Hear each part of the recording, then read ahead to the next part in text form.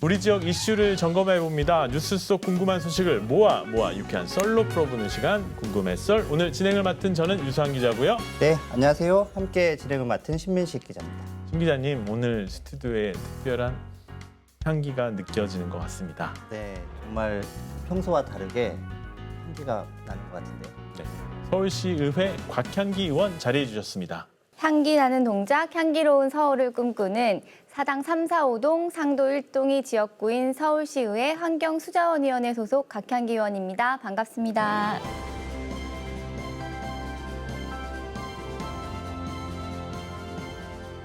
네, 의원님, 네. 현재 의원님은 서울시 의원이기도 하시지만 네. 변호사이기도 하시잖아요. 네, 이게 맞습니다. 겸직이 가능하신 건가요? 네, 지방자치법을 보면 정확히 알 수가 있는데요. 지방자치법 43조에 지방의원이 함께 겸할 수 없는 직들이 나열이 되어 있습니다.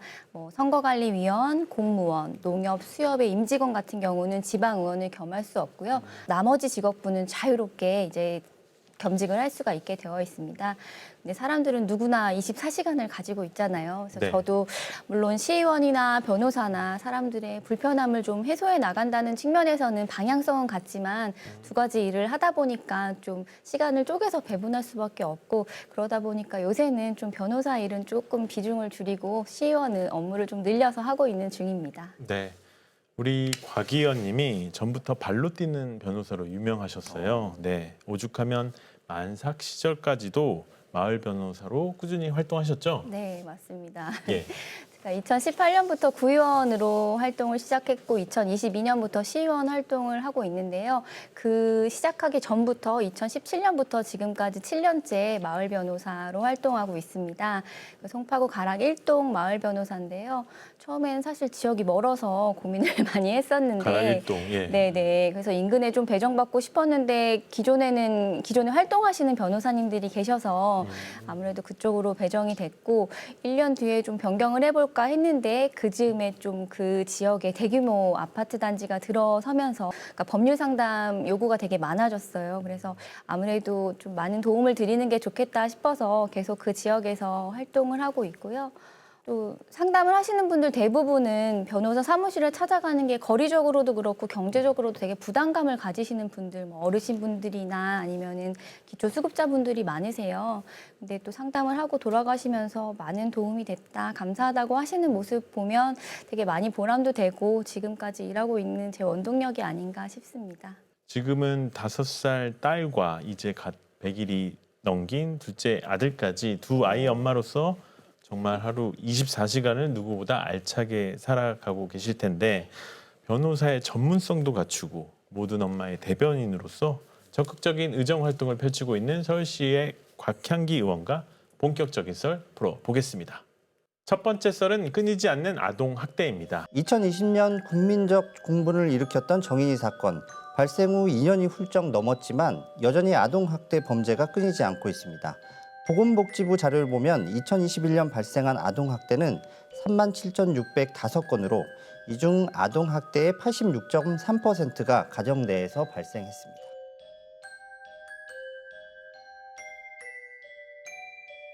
(86.3%가) 가정에서 발생했다고요? 참 안타깝습니다. 상당수 가정에서 학대가 벌어지고 있는 만큼 미리 발견하기는 쉽지는 않을 것 같아요. 예, 근절을 위해 어떤 점이 보완돼야 할까요? 네, 얼마 전 생후 9개월 아기에게 보리차만 먹여서 사망에 이르게 한 사건이 있었는데요. 아이는 필수 예방접종조차 제대로 되어 있지 않았다고 합니다. 정부는 계속되는 아동학대 사건이 끊이지 않다 보니까 만 2세 이하 아이들을 상대로 예방접종을 하지 않은 아동이 얼마나 되는지 전수조사를 실시하기로 했다고 밝혔는데요. 아마 이 전수조사를 통해서 학대 위기 아동을 좀 조기에 발견하고 또 적극적으로 개입할 수 있는 계기가 될 수 있을 것 같습니다.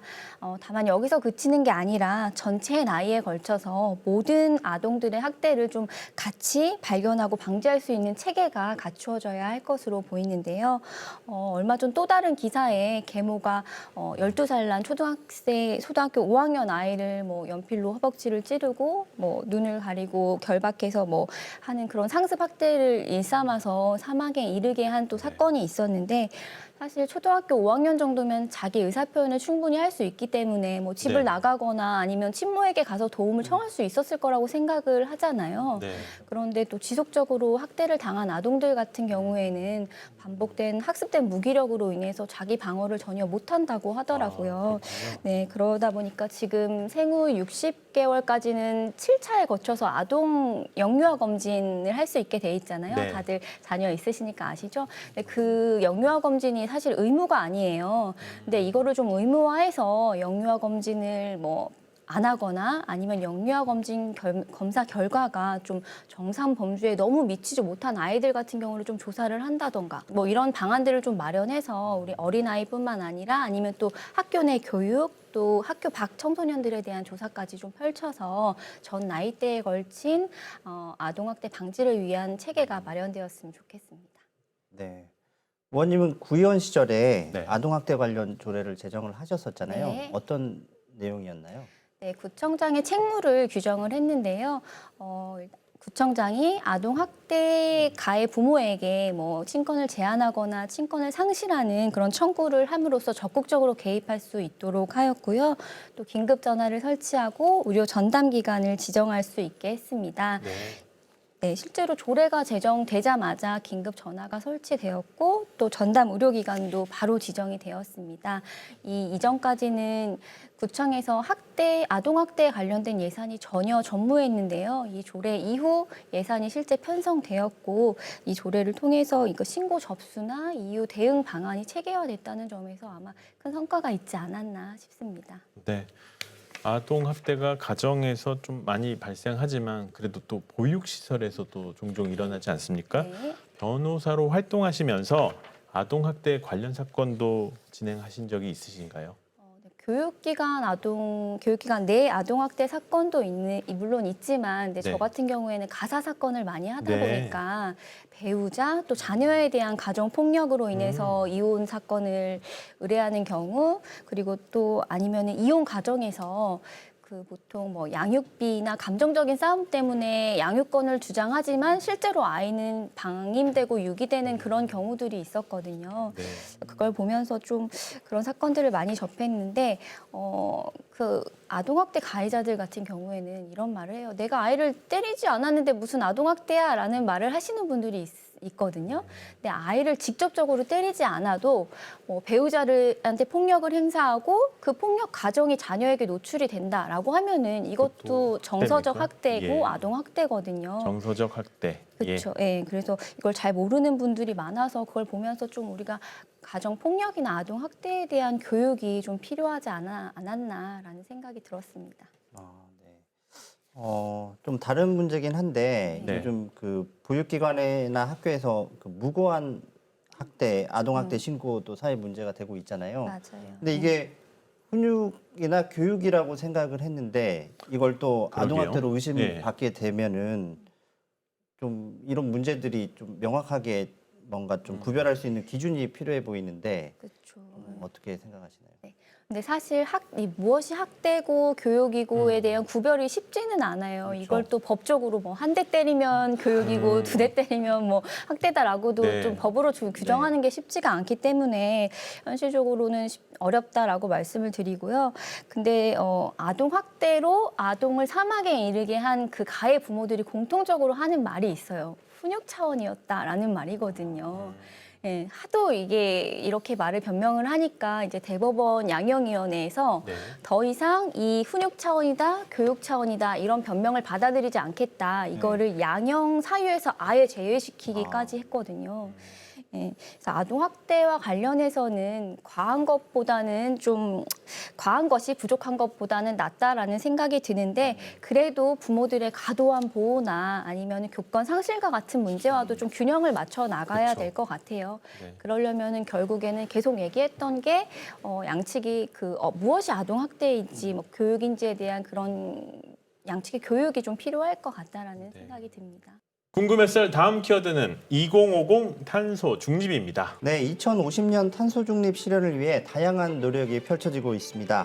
서울시는 지난 4월 24일 확대 개편된 서울시 2050 탄소 중립 녹색 성장위원회 위촉식을 갖고 보다 내실 있는 탄소 중립 활동을 이어가고 있습니다. 탄소 중립 세계적 이슈인 것 같은데 일반 시민들이 잘 모르실 수 있으니까 좀 구체적으로 설명해 주시죠. 탄소 중립은 탄소 발생을 줄이거나 흡수해 실제 탄소 발생량을 0으로 만드는 것을 말하는데요. 우리나라는 2020년 탄소 중립을 선언해서 2050년까지 탄소 제로화를 위해 다방면으로 힘쓰고 있습니다. 네, 서울시 2050 탄소 중립 녹색 성장 위원회. 곽 의원님이 대표 발의에 개정된 조례를 근거로 위원회가 확대 개편됐다고요. 네, 맞습니다. 조례 내용은 기존의 위원회에는 탄소 중립 정책, 서울시의 탄소 중립 정책을 심의 의결하는 역할만 했는데요. 이제는 전문가들이 많이 모인 만큼 탄소 중립 관련 조례와 행정 계획도 또 검토하고 자문할 수 있게 그러한 기능을 추가했습니다. 그리고 또 온실가스 감축, 기후위기 적응과 같은 2개 분과위원회도 추가를 했고요.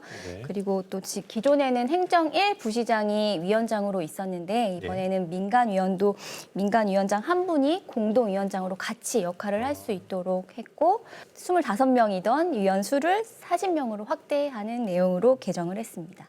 확대된 만큼 더욱 활발한 활동이 기대가 되는데 현재 진행 상황과 기대 효과도 궁금합니다. 네, 아무래도 여러 분야의 쟁쟁한 전문가들이 더욱 많이 늘어난 만큼 우리 위원회에서 여러 가지 이슈들을 또 발굴하고 또 해결 방안들을 모색하고 입법 제안 등을 하면서 아마 내실 있고 더 활발한 활동을 할 수 있지 않을까 기대를 할 수 있을 것 같습니다. 우리 시민들이 탄소 중립을 위해서 할 수 있는 부분이 있다면 어떤 것들이 있을까요? 탄소 중립이라는 게 사실 어려운 내용은 아니고요.